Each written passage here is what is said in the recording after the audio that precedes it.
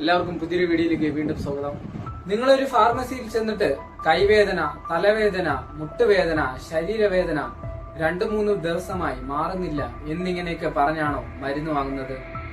ഇനി അതുമല്ലെങ്കിൽ വേദനയുടെ ചുമന്ന ഗുളിക അല്ലെങ്കിൽ പച്ച ഗുളിക എന്ന് പറഞ്ഞാണോ? എങ്ങനെയാണെങ്കിൽ പോലും ഡോക്ടർമാർ കുറിച്ചു തരാതെ നിങ്ങളുടെ സ്വന്തം ഇഷ്ടപ്രകാരം കളറുകൾ സെലക്ട് ചെയ്ത് കഴിക്കേണ്ടതല്ല പെയിൻ കില്ലേഴ്സ്.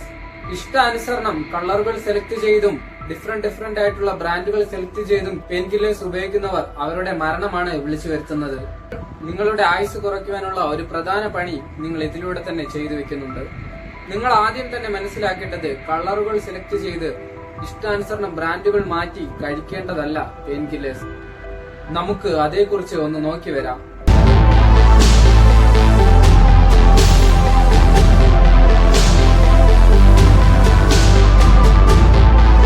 പ്രതിവർഷം ലക്ഷക്കണക്കിന് ആളുകളാണ് പെയിൻ കില്ലേഴ്സ് കാരണം മരണപ്പെടുന്നത്.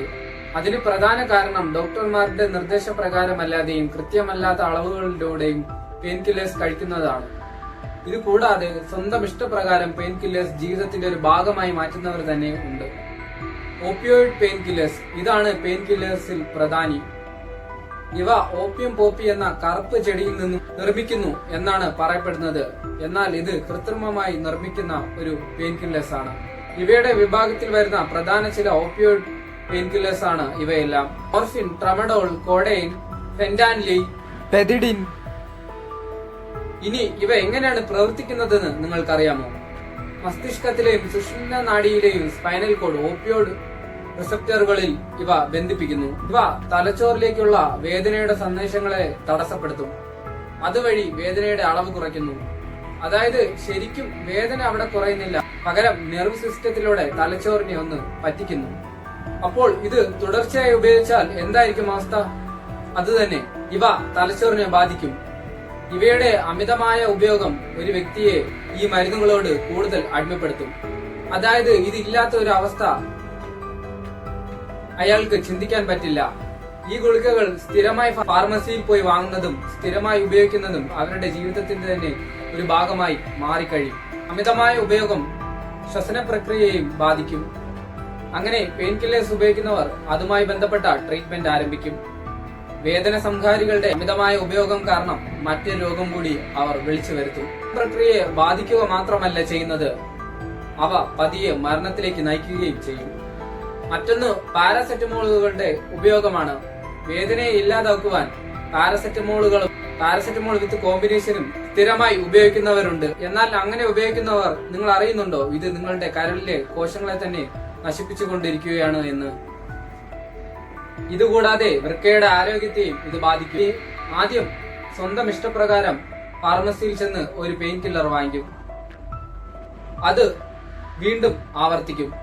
അങ്ങനെ വരുമ്പോൾ അതിന്റെ ബലം കുറഞ്ഞു തുടങ്ങും. അങ്ങനെ വരുമ്പോൾ ഫാർമസിയിൽ ചെന്ന് മറ്റ് ബ്രാൻഡുകൾ ആവശ്യപ്പെടും. അതായത് പച്ച ഗുളിക അല്ലെങ്കിൽ ചുമപ്പ് ഗുളിക, ഇതിലേതെങ്കിലും ഒരെണ്ണം അവർക്ക് വർക്കായി തോന്നിയാൽ അതവർ ആജീവനാന്തം ഉപയോഗിക്കും.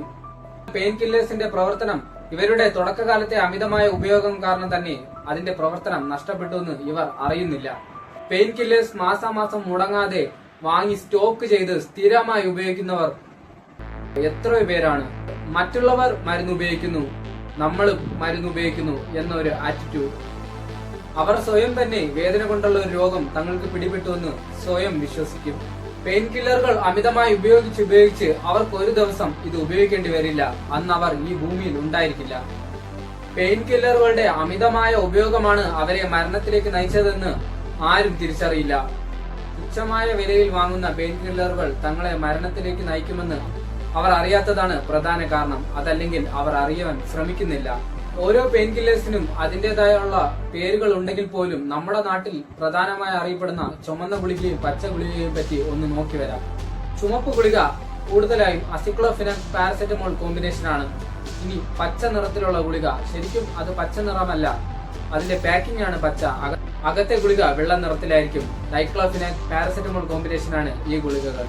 സന്ധിവേദന, നടുവേദന, പല്ലുവേദന, പനി, തലവേദന തുടങ്ങിയ വേദനയുമായി ബന്ധപ്പെട്ട രോഗങ്ങൾക്ക് ഇവ ഉപയോഗിക്കുന്നു. രണ്ട് മരുന്നുകൾക്കും അതിന്റേതായ പ്രത്യേകതകളും വ്യത്യാസങ്ങളും ഉണ്ട്.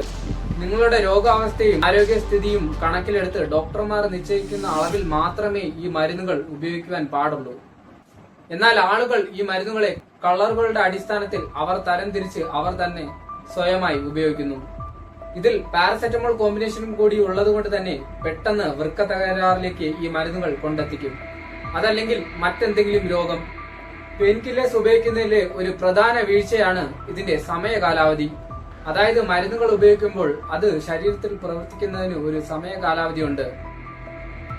ഒരു മരുന്ന് ഉപയോഗിച്ചതിന് ശേഷം ഇത്ര സമയത്തേക്ക് ആശ്വാസം ലഭിക്കും.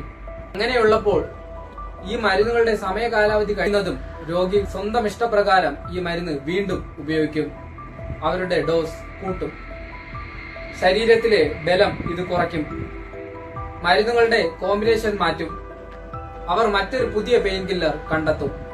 എന്നാൽ ഇവർ അറിയുന്നില്ല, മരുന്നുകളുടെ കോമ്പിനേഷൻ മാത്രമേ മാറുന്നുള്ളൂ. ഇതിന്റെ പ്രവർത്തന രീതി ഏകദേശം ഒരുപോലെ തന്നെയാണ്. ഇങ്ങനെ പല രീതിയിൽ വേദന സംഹാരികൾ ഉപയോഗിക്കും. കിഡ്നിയിലേക്കുള്ള രക്ത ഓട്ടം ഇത് കുറയ്ക്കും. പിന്നെ വൃക്കയുടെ പ്രവർത്തനത്തെ ഇത് ബാധിക്കും. പെട്ടെന്നുണ്ടാകുന്ന വൃക്കസ്തംഭനം. പാരസെറ്റമോൾ അമിതമായ ഉള്ളിലേക്ക് ചെല്ലുമ്പോൾ കരളിന്റെ പ്രവർത്തനത്തെയും കരളിന്റെ കോശങ്ങളെയും ഇത് ബാധിക്കും. ഇങ്ങനെ കരളിന്റെ പ്രവർത്തന തകരാർ മൂലം മഞ്ഞപ്പിത്തം ഉണ്ടായേക്കാം. ദഹന പ്രക്രിയ ശരിയായ രീതിയിൽ നടക്കില്ല. പെയിൻ കില്ലേഴ്സ് ആമാശയത്തിൽ വ്രണങ്ങൾ ഉണ്ടാക്കുകയും കൂടാതെ കുടലിലും ആമാശയത്തിലും രക്തസ്രാവം, ആമാശയത്തിൽ വീക്കമുണ്ടാകും. പിന്നെ കോൺസ്റ്റിപ്പേഷൻ വരാം.